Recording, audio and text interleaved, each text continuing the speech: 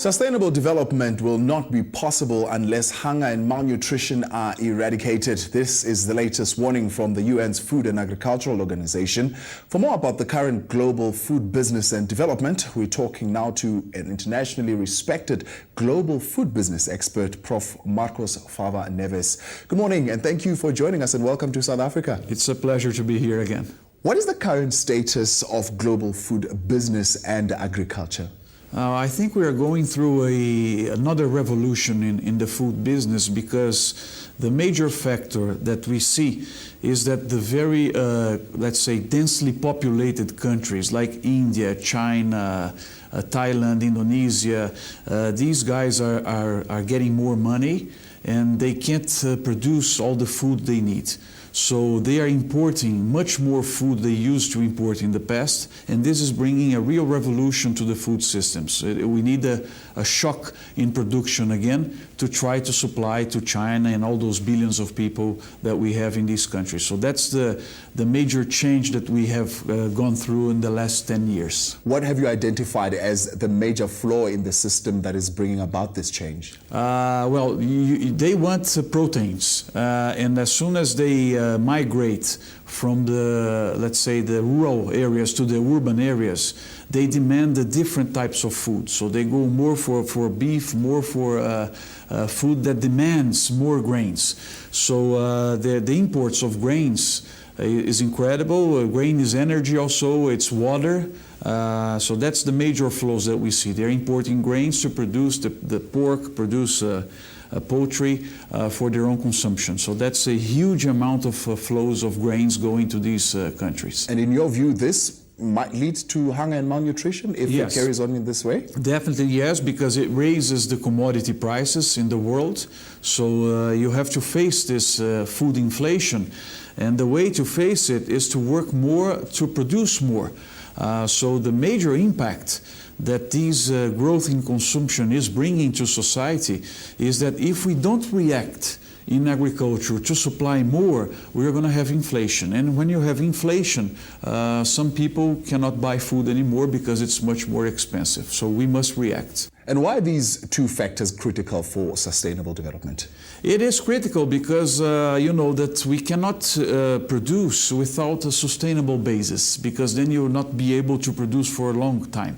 And when you face this growth in demand, the way agriculture should respond is in a sustainable way.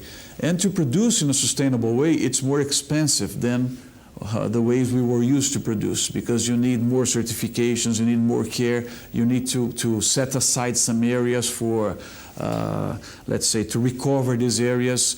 So that puts pressure in agriculture, pressure over productivity. We must be very productive because the challenges are terrible nowadays. So it's a real revolution going on over our food chains. Is there a fix that one can bring about in the system and make sure that we still remain profitable and productive and still address these issues? Yes, for that we need a technology shock. We need definitely United Nations challenge agriculture all over the world, because we need to double food production in 30 to 40, 50 years.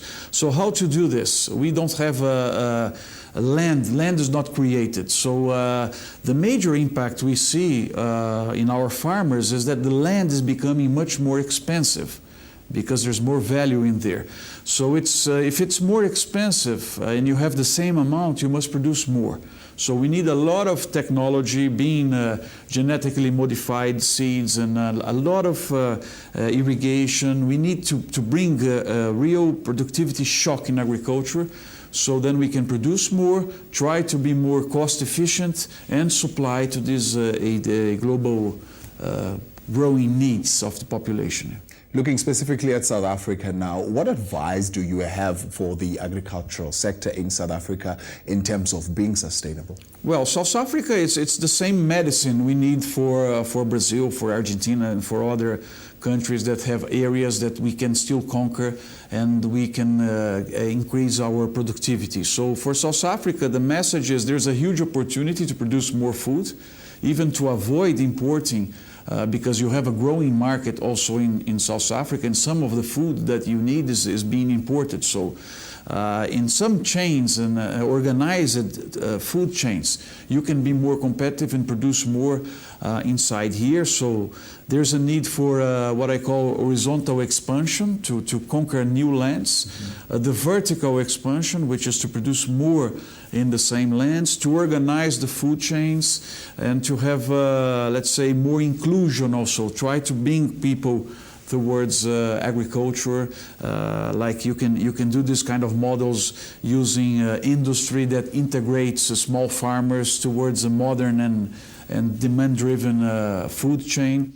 And there's for South Africa also an outstanding opportunity in ethanol and biofuels to expand the capacity of the country to produce their own fuel, to mix it and to clean the air, because these are better in terms of the environment. So there's a huge agenda for agribusiness in South Africa, and it's nice because it's full of opportunities.